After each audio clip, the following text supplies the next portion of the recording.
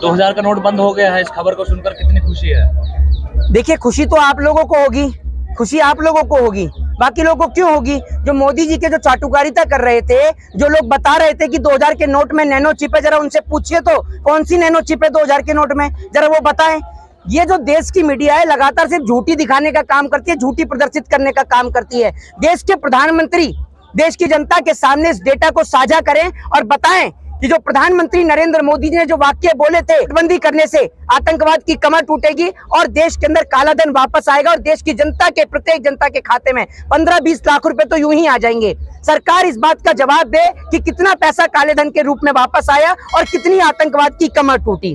कहने का मतलब यह है कि डिमोनेटाइजेशन यानी नोटबंदी पूरी तरीके से विफल रही और असफल रही। इस सरकार की जितनी भी नीतियां हैं सारी की सारी पूरी तरीके से असफल है, विफल है। कहने का मतलब ये कि ये सरकार विफलता की सरकार है, असफलता की सरकार है। भाजपा के नेता कुछ ऐसे कह रहे हैं कि 2000 के नोट गरीबों के पास अगर रहेगा, अगर गिर जाता है तो एक बड़ी रकम जो है वो खो देंगे। अच्छा, तो कहीं इसको बैन कर दिया जाए तो सही। तो एक बात आप मुझे बताइए, पहले इनको याद नहीं आई ये भाजपा के नेताओं को? और पहली बात है कि गरीब के पास तो 2000 का नोट ही नहीं है।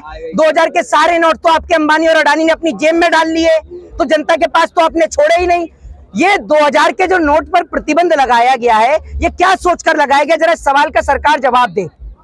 2000 के नोट को लेकर मैं आपको बताता हूँ, साल 2021 के अंदर एनसीआरबी ने अपनी एक रिपोर्ट को साझा किया था और रिपोर्ट को साझा करते हुए एनसीआरबी ने यह कहा था कि जितने भी नकली नोट पकड़े गए उनमें 60% नोट 2000 के हैं। यानी 2000 के नोट से देश में करप्शन, भ्रष्टाचार और जाली नोटों का चलन और भी अत्यधिक मात्रा में बढ़ चुका था। सुशील मोदी जी ने कहा है कि ये दूसरी सर्जिकल स्ट्राइक है। देखिए, सुशील मोदी तो पता नहीं क्या क्या बयान देते हैं, मुझे तो पता ही नहीं कौन सी सर्जिकल स्ट्राइक हो गई है, कौन सी सर्जिकल स्ट्राइक है। नहीं, इससे देश के नौजवानों को रोजगार मिल जाएगा या पाकिस्तान ध्वस्त हो जाएगा? सुशील मोदी से ये कहिए वापस स्कूल में दाखिला लें और पढ़ाई लिखाई करें, ठीक है ना? हाँ, जैसे मनोज तिवारी बोलते हैं ना कि नोटबंदी नहीं, ये तो नोट बदली है, ये उसी तरीके के हैं सारे नेता, ये आप समझ लीजिए जी। ब्रजभूषण ने कहा है कि ये 15 रुपए के मेडल है, अगर लौटाना है तो आपको वो रकम लौटानी पड़ेगी जो आपने ली है। तो ब्रजभूषण शरण सिंह से बोलिए कि सबसे पहले तो जो आपकी नेता और मंत्री इस देश की जनता का लाखों करोड़ों रुपया लेकर, पेंशन लेकर जो मुफ्त की रोटियां तोड़ रहे हैं, वो सारा पैसा चुकाएं।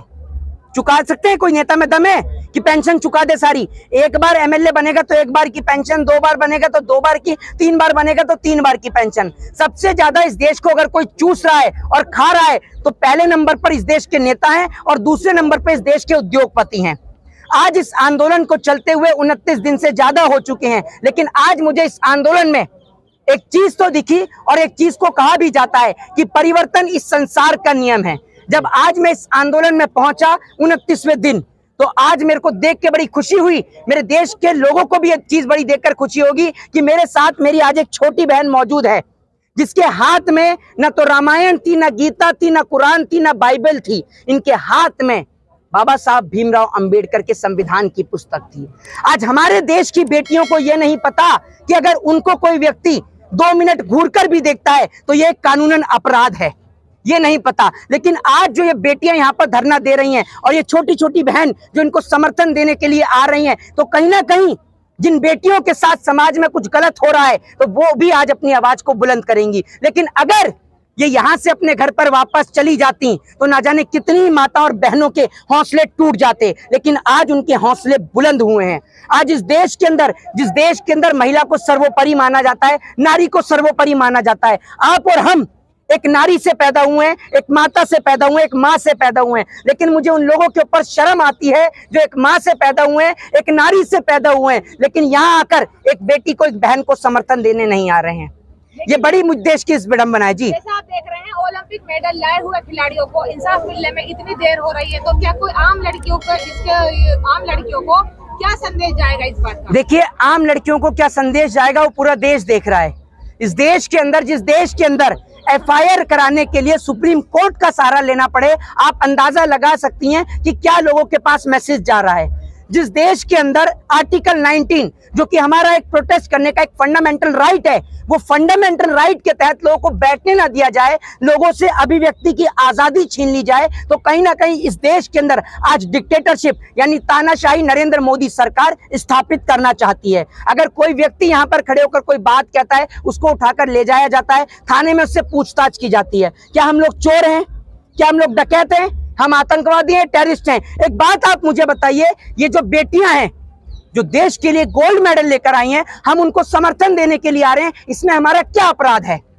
आज अगर इनके साथ गलत हो रहा है तो कल को भगवान न करे कि किसी और बेटी के साथ भी गलत हो सकता है। तो अगर आज हम इनके साथ नहीं खड़े हुए तो कल को कोई हमारे साथ भी खड़ा नहीं होगा।